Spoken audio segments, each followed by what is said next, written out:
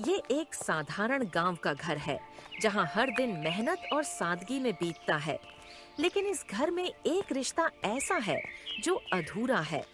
ना कोई उसका नाम लेता है, ना ही कोई उसकी अहमियत समझता है। यह कहानी है सुमन की।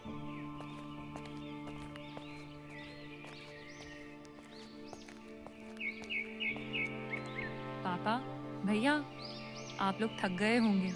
थोड़ा पानी पी लीजिए। दोनों पानी पीते हैं। पापा पानी पीकर जरूरी काम से बाहर चले जाते हैं और अर्जुन वहीं बैठा सुमन को अनदेखा कर देता है, जिससे सुमन को दुख पहुंचता है और वो बिना कुछ कहे रसोई में चली जाती है। पता है भैया, ये राखी पूरे बाजार में सबसे महंगी और सबसे अलग थी। मैंने खास आपके लिए चुनी है। पगली, तू भी तो इस दुनिया में मेरे लिए सबसे खास है। बाहर त्योहार का शोर था और अंदर सुमन की खामोशी का। वो भी एक राखी लाई थी, अपने हाथों से बनाई हुई, अपनी भावनाओं से सजाई हुई। पर उसे डर था कि इस रिश्ते की कीमत कोई नहीं समझेगा।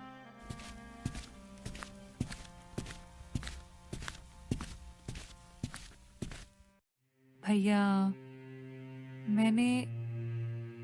मैंने आपके लिए ये लड्डू बनाए हैं और ये राखी भी मैंने अपने हाथों से बनाई है आपके लिए।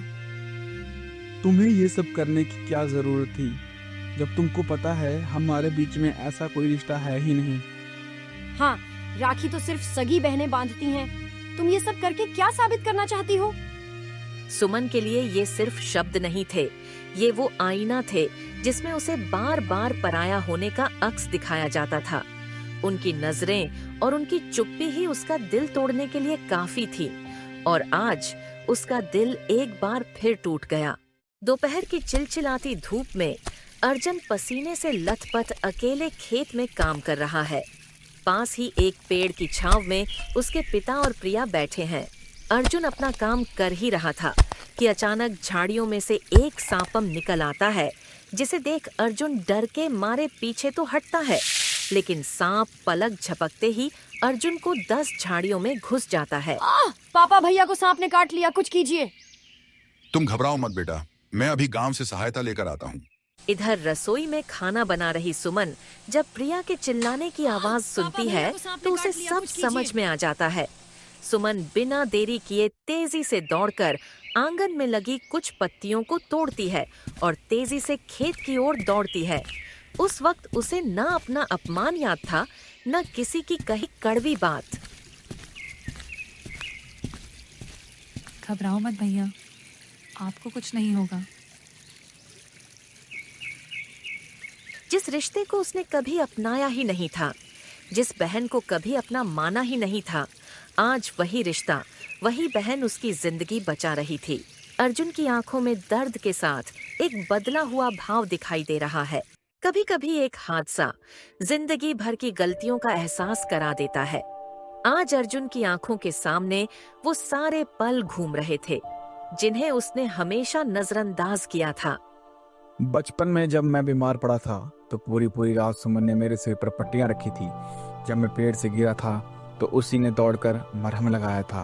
और आज तो उसने मेरी जान ही बचा ली। हम उसे हमेशा पराया समझते रहे, पर असल में गलती तो हमारी थी। हमें माफ कर दो सुमन, हम बहुत गलत थे। हमने तुम्हें कभी नहीं समझा।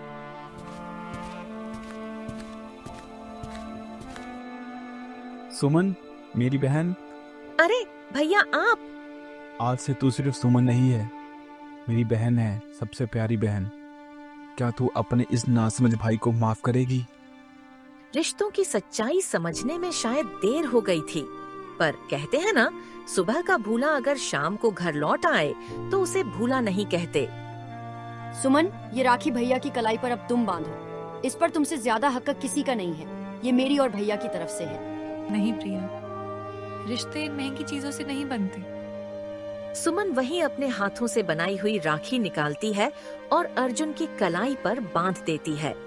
अर्जुन की आंखें भर आती हैं। वो राखी सोने चांदी की राखियों से कहीं ज्यादा कीमती थी, क्योंकि वो किसी बाजार से नहीं बल्कि दिल से खरीदी गई थी। एक ऐसे दिल से जिसने नफरत के बदले हमेशा प्यार दिया। और आज ये रिश्ता खून के रिश्ते से भी ज्यादा मजबूत हो गया था, क्योंकि ये दिल से बंधा था। अगर आपको हमारी वीडियो पसंद आई हो तो वीडियो को लाइक करें, चैनल को सब्सक्राइब करें और बेल नोटिफिकेशन दबाना न भूलें।